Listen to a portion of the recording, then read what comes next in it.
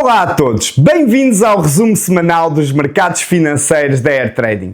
A semana ficou marcada por uma recuperação fortíssima dos mercados, impulsionada por sinais crescentes de alívio no Médio Oriente, mas que terminou com uma nova reviravolta neste fim de semana. Começámos a semana passada ainda sob o peso do bloqueio naval no Estreito de Hormuz, no entanto, logo na segunda-feira o S&P 500 apagou todas as perdas acumuladas desde o início da guerra, depois de Donald Trump afirmar que o Irão queria retomar as negociações. O catalisador final chegou na sexta-feira, com o Irão a declarar o Estreito de Hormuz aberto, o que levou o crudo a afundar e os índices a dispararem para novos máximos históricos, com o S&P 500 e o Nasdaq 100 a ganharem 1,2% e 1,5% respectivamente nesse dia e o Dow Jones a subir cerca de 870 pontos só nessa sessão. Quanto à earnings season, a banca americana deu o pontapé de saída com resultados globalmente sólidos. O Goldman Sachs bateu as estimativas com receitas recorde na divisão de equity, impulsionada pela volatilidade no início deste ano nos mercados financeiros, e a JP Morgan também superou as expectativas, mas com um tom cauteloso do seu CEO sobre os riscos globais, que foi aquilo que pesou mais no comportamento das suas ações. A ASML surpreendeu positivamente ao elevar as perspectivas anuais e a Netflix foi o destaque pela negativa, com as suas ações a caírem cerca de 10% após decepcionar nas perspectivas para o segundo trimestre. O fim de semana voltou a complicar o cenário, dado que as negociações em Islamabad falharam e o Irão reverteu a reabertura do Estreito de Hormuz no sábado, assim como a Guarda Revolucionária Iraniana abriu fogo sobre navios que tentavam passar. Com isto, Donald Trump enviou Vance para uma nova ronda de negociações em Islamabad, mas o Irão condicionou qualquer diálogo ao levantamento do bloqueio. Por isso, os mercados abriram neste domingo à noite, na abertura dos mercados de futuros, com uma queda no caso dos índices e com o crudo a recuperar dos $80 para os $90 por barril, enquanto o dólar norte-americano voltou a valorizar. Para esta semana, a earnings season continua com dois nomes de peso em destaque, a Tesla e a Intel, e para além disso há ainda um tema que pode ganhar relevância acrescida. Na terça-feira, Kevin Warsh, o nomeado de Trump para suceder a Jerome Powell na liderança da Reserva Federal norte-americana, presta testemunho perante o Senado para a sua confirmação como próximo presidente da Fed.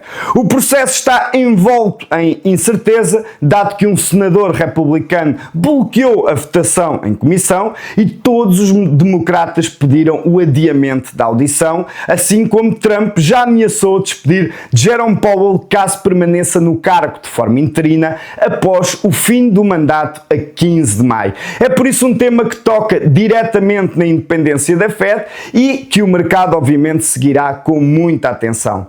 E com base em todos estes dados, vamos agora ver como reagiram os principais ativos até ao fecho do mercado na sexta-feira.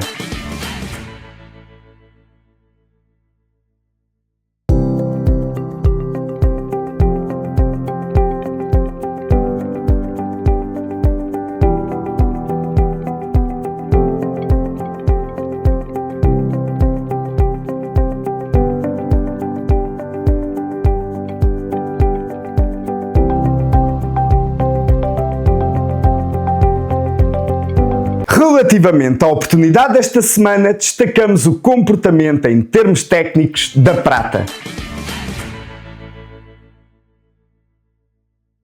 Observando o gráfico em velas diárias da prata, é possível observarmos a forte tendência ascendente que tivemos no final do ano passado, início deste ano, que levou o preço da onça da prata a ir acima dos $120, isto após vir numa tendência ascendente desde o meio do ano passado, quando se encontrava em torno dos $30.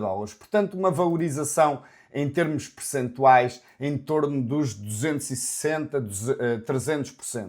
Portanto, depois disso, obviamente, como é normal, sempre que uma tendência é demasiado inclinada, acabamos por assistir a uma forte correção que tem levado a uma consolidação do preço em torno dos 80 dólares por onça. E foi exatamente na ótica de aproveitarmos a atual consolidação dentro da tendência ascendente que durante a última semana tivemos uma oportunidade de negociar a favor desta tendência ascendente desde agosto do ano passado. Como podem ver, uma linha de suporte desde os mínimos de agosto a passar pelos mínimos de novembro do ano passado foi a região que, quando tocou em março, funcionou como uma importante região de pressão compradora. No entanto, na semana passada, a oportunidade surgiu já após termos assistido a essa reação desde o suporte e a partir do momento que a linha de resistência que nos máximos históricos, a passar pelos máximos feitos durante o mês de março, foi quebrada. E com a quebra desta linha, pusemos fim então a uma tendência descendente que estávamos a ter desde o início do ano, quando inverteu a tendência rapidamente em máximos. Foi por isso que na semana passada uma das oportunidades prioritárias para se negociar era então esta nova tendência ascendente na prata, aproveitando então o pullback que ocorreu após o breakout que tínhamos feito dessa linha de resistência. Quanto aos objetivos, tínhamos traçado a região entre os 82 e os 80 dólares como uma importante região de pressão vendedora que, ainda para mais, coincidia também com os 38,2 de Fibonacci que tínhamos aqui desde os máximos históricos até aos mínimos feitos em março. E foi por isso um trade onde pudemos aproveitar o momento ascendente da prata numa semana em que nos deu uma rentabilidade superior a 12%. Se está interessado em conhecer os nossos serviços e aprender a investir de forma consistente e sustentável, não hesite em contactar-nos via WhatsApp, telefone ou e-mail. Tenha uma ótima semana de trading e até para a semana.